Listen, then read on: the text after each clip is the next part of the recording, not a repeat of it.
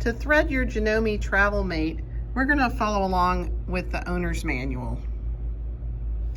We're going to make sure our spool of thread goes through the top cover thread guide, which is located right here. Okay. Then using your your non-dominant hand, you're going to hold the thread. You're going to draw the thread around the thread guide. Draw the thread around the thread guide and down into the tension. Then down around the clock spring holder. Okay. Then you're going to take it, firmly draw the thread from left to right over the take-up lever and down into the take-up lever eye. Okay, so it's going to go left to right. See how it goes through that little hook? And this little hook is what's going to go up and down when you sew. So it's very important to get in that hook right here, which the book calls the take-up lever and the take-up lever eye.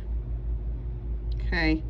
Now, then you need to make sure the thread's going to come down into, this is number 5 right here, down through the lower thread guide. So this is a thread guide, and then you have this thread guide here.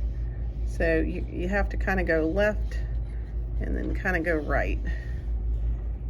It's very difficult to do this one-handed, guys, but you get the idea. The thread's got to go in here.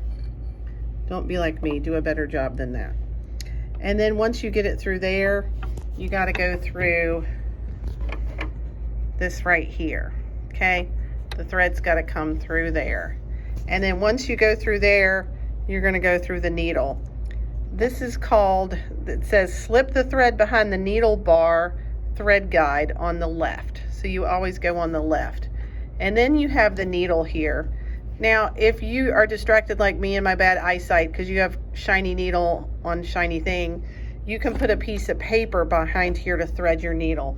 And it's very important that you thread your needle from the front to the back, and make sure that you have the thread and it's cut, a nice clean cut, and it's not a frayed edge.